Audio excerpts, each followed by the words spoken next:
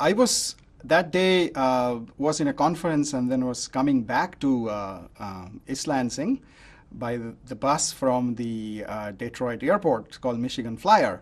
And almost halfway through in the bus, I got a phone call from Infosys in Bangalore, and it was a big surprise that Professor Pradeep Khosla, who was the chair of the jury of the engineering and computer science category, congratulated me on this winning this Infosys award. And I just couldn't believe. So I actually asked them, "Are you serious about it?"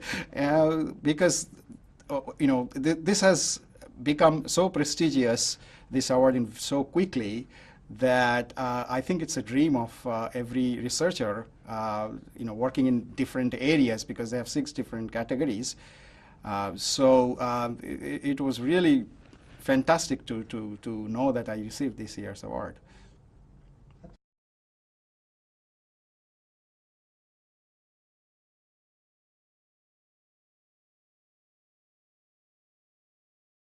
Winning the Infosys Prize is going to really make a big impact in my life. It has already made a big change in the way people view. People are viewing my work and what I have been doing. It's been about 19 years that I am at IIT Kanpur in India, working on various aspects on evolutionary computing.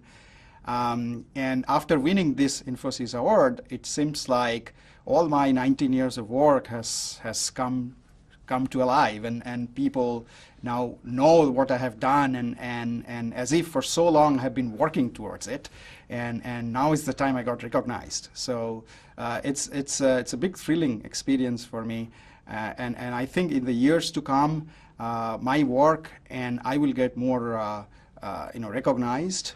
And I am more confident now in what I'm doing, with this recognition that is coming. And one thing that I wanted to say is that when Professor Khosla called me that day and congratulated me, he also mentioned that they went through asking some people in our field about my research and the impact that it has made.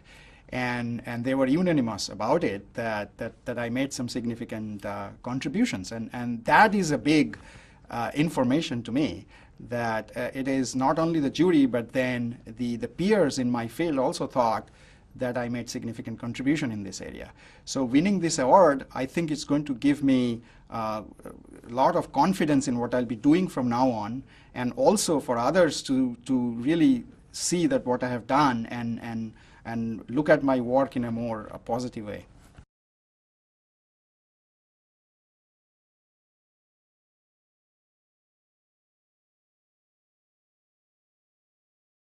It is already only 3 years that they have instituted this Infosys Prize, and as I came to know that the Infosys Prize is not given every year as well, unless they find someone suitable for it.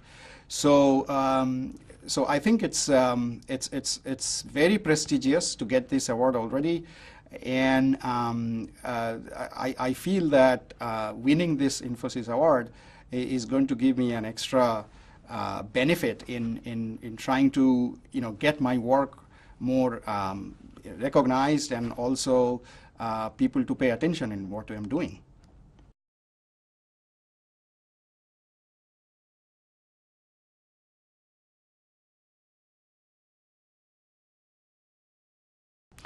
I consider this Infosys Prize for this year given to me for my work in evolutionary multi-criterion optimization, an area which I specialized for many years now, being in IIT Kanpur. But this area is a sub-area of much broader field called evolutionary computation. And I feel this Infosys Prize is a recognition to this whole field, not only just the evolutionary multi-criterion optimization, but the evolutionary computation in general. If I may add, this evolutionary computation is been practiced for last 20-25 years now. So it's not a field, or it's not an area that is there for years or hundreds of years. Many people in these days, of course, they know about evolutionary computation, but when I started the work about 20 years ago, not many people, even in the computer science and computing arena, knew about what these methods are. So I think this recognition of the Infosys Prize given to me is not only a triumph for the work that I'm doing, but in general, it's a recognition of the whole evolutionary computation field.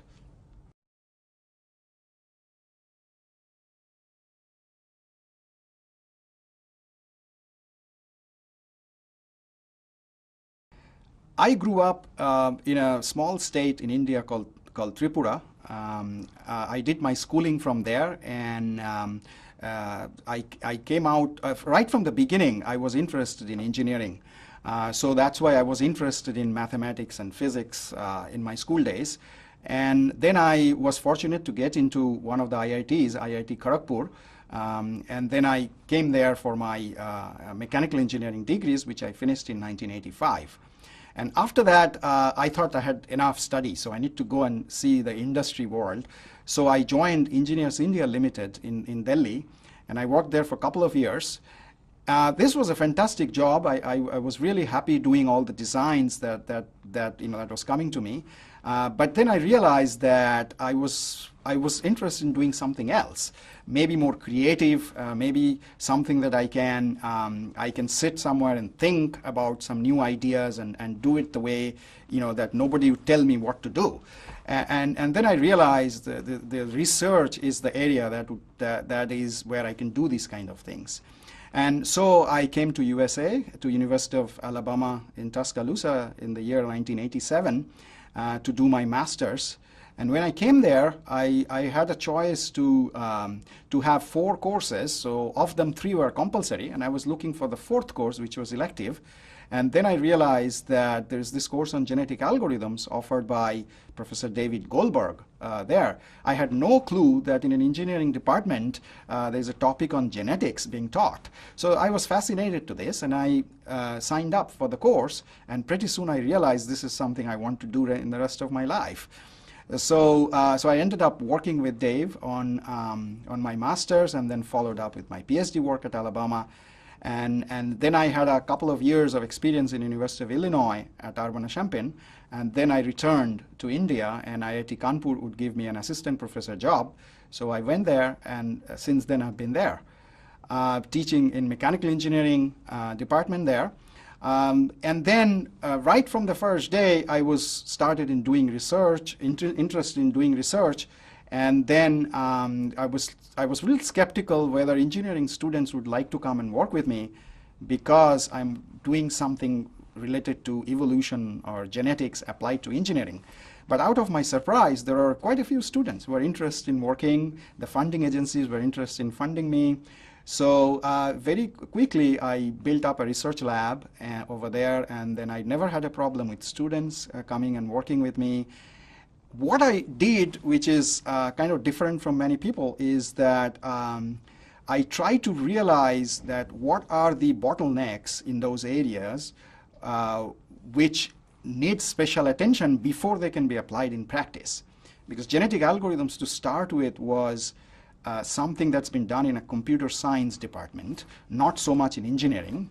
So Dave was a civil engineer, and I was probably another exception, having mechanical engineering degree.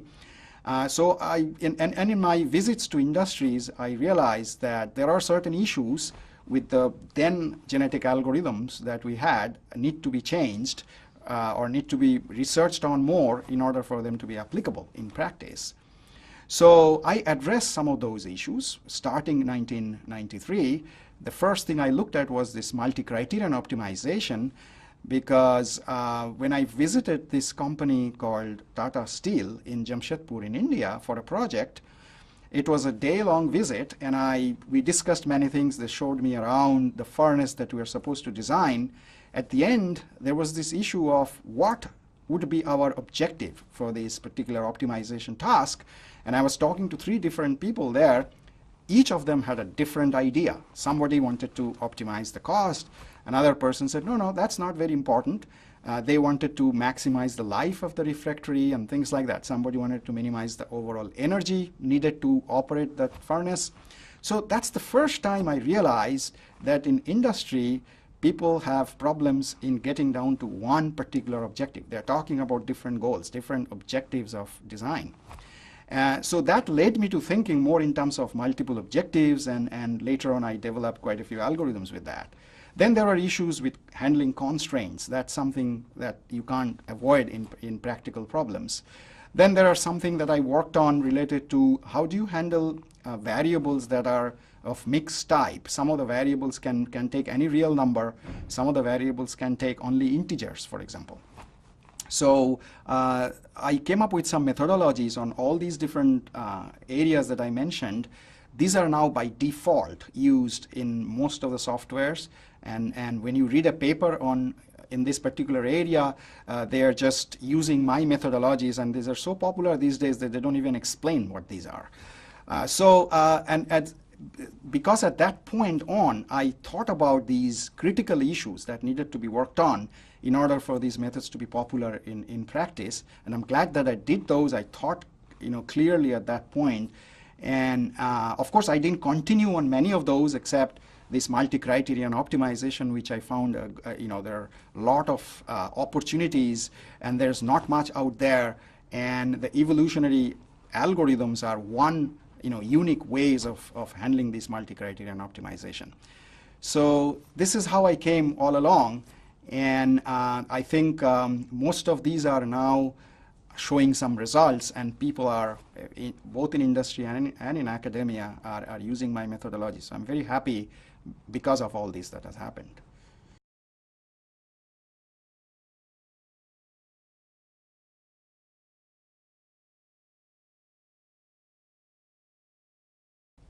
My research career so far has been fantastic. I have enjoyed doing it so far. I wanted to be in research, although at that point I didn't know what it is. But it's just one after the other. I had been really engaged in it, and once we publish one particular idea, I get the kick out of that, and then get motivation for doing further. So personally, this has been possible because the academic environment that I am in allows you to do that. You can sit in your office and think about new ideas, think about the big picture in your field, that what needed to be done so that the field gets more and more popular, both among the practitioners as well as in academia. So I was fortunate that I could do this. There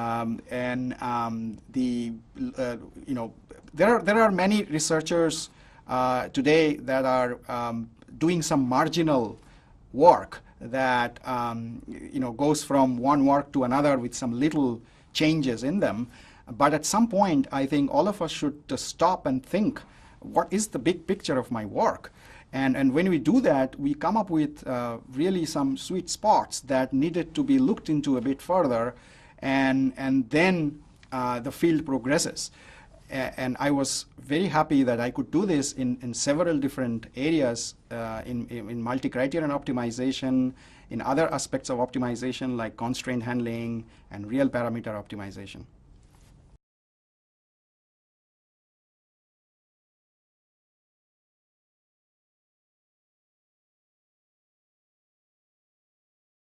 Being an engineer, I was always interested in doing practical and useful research.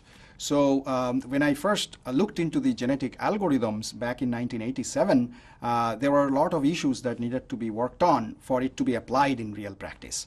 So my engineering background allowed me to look into some of these issues one by one, and then I came up with new methodologies for addressing those issues. Fortunately, those methodologies are now coded in commercial softwares, and many industries are using those softwares to solve search and optimization problems.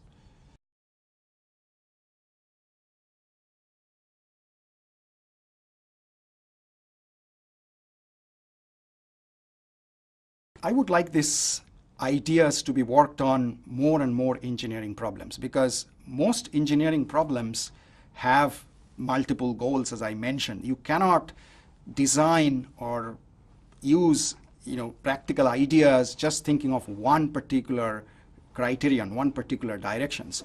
There's always conflicts in life. So most engineering problems must have to consider multiple and conflicting objectives. So my methodologies give a way to address multiple objectives in a nice way using a computer algorithm. So many industries are using them, but in the future I would like to see more and more industries using these ideas, and eventually it would be very nice if there is no user intervention and there is a software that you start the software to solve a particular problem, you go for a cup of tea or something and you come back and you see the results that are coming on your computer. At this point, we're still not there. There are a few issues still. The actual designer has to intervene and change things here and there, but a complete automated procedure like that would be the way to go in the future. Now, these kind of methodologies would be useful not only in design or in some control engineering problems, but also in management, solving managerial problems, solving financial problems like the market forecasting and things like that. At this point, these algorithms are already being used by industries such as aerospace and automobile industries. But in the future, I would really like it to, like the other industries, to use this as well, because I believe that most engineering problems are multiple objective in nature, and they will get extremely benefited by using these methodologies where before they go and zero in on one solutions, they have a chance to look at different solutions and then analyze them and then choose a particular one. At this point, the softwares that we have still requires user intervention somewhat, but in the future, I would really like to see that on a click of a button, the whole problem gets solved and the designer can come back and see what the results are. Another thing that I would like in the future is that these kinds of topics are interdisciplinary. They are not related to a particular branch of engineering or management or any other areas. These are multidisciplinary areas. Nice tools for our engineers and designers to know. And I'm afraid this is still not taught in most universities as a compulsory course in the undergraduate level.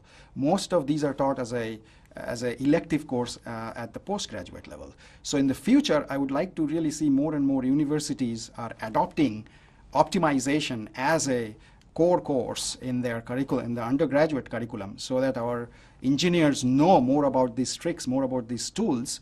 So when they go out to the industry, they know what to do and how to get the best out of their work.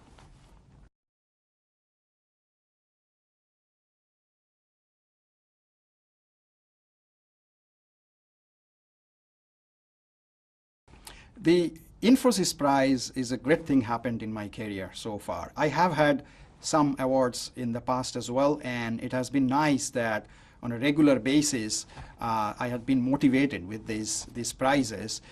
But this is a big, the Infosys Prize is a big prize, and I think this prize is going to get my work to get more publicized in industries as well as in academia. So I think I get more confident because others have recognized my work, and simultaneously others will also view that I have done something useful, which I have, because some of these industries, and as I mentioned earlier, and software companies have used my algorithms in their softwares. But I think this prize is going to take it even further and make it a big publicity to other areas which are currently they are not either they do not know these methodologies or they don't have an access to the results that are of my work. So I'm very confident that with this award, my work will get more and more recognized, and simultaneously more industries will find what I'm doing and how useful that those can be for their work. Yeah. Another aspect that I'm hoping will happen is more and more students may like to work in this area now. So recognition can help you that way as well. When you are a student and trying to think of what area you're going to be working on as a career, you can be confused because you're coming from a broad field and then you have a lot of different areas you can work on. Then if you see that some work has been recognized and it has practical significance, then you may lead into working towards that. So I'm hoping that more and more our young students can get into motivated in this area and start working in this field.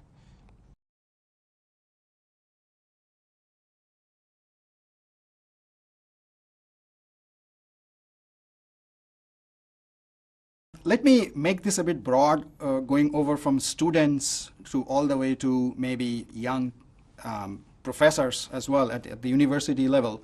And this I'm telling from my experience. I think the main aspect that a young teacher or a professor should start looking at is looking at the big picture of their field. As I mentioned a little bit earlier, sometimes we get dragged into doing very marginal work from an existing work in order to get another paper or another conference that we can go to. But those are fine when you're starting up your career. But at some point you need to sit and think and say, what are the main issues in the area that I'm working on that will take a big leap, not just a marginal thing. It's difficult to do, but then one should try to look into this, then make a plan that, okay, in order to get there, I need to achieve a few other things before, so make a plan of going there. Sometimes we just work, maybe we're working day in and day night, but having some milestones that, okay, 2 years from now, I would like to address this issue. And maybe if I can get a hold of this, next couple of years, I'm going to look at the other issue, and so on and so forth. So keeping these milestones will help, achieve something towards the end. And to the students, I think these days, at least in India, I look at many students who are just going after money. They are not interested much about what they like or what they don't, but what job is going to give them a big package. So I think they should stop thinking that, because if they're good, they're eventually going to earn a lot of money in their whole life. So I think the important thing for them to realize is whether they like something that they're doing or not. Whether every day they get up in the morning, do they feel like going to the office, or say, oh, it's another day, I have to go to the office. So if that is the case, then they have to find an area, find a particular, maybe change their field and go and see what they like. We are not getting too many motivated students these days. I think finding out what a person likes, and then this will automatically put them into it. There will be motivation coming from within, and particular to this area that I'm working on. It's fascinating because of its involvement with computers, computing technology, and also the natural evolution, which most of our algorithms are motivated by. So many students that we get are coming from having different interests. Either they're interested in evolution, that's why they come, or they're interested in computing aspects, that's where they come. But something should spur a student saying, I'm doing this because I like this aspect of it. And I think if they think in this way, they will find what they really would like to do in their life, and then benefit every way.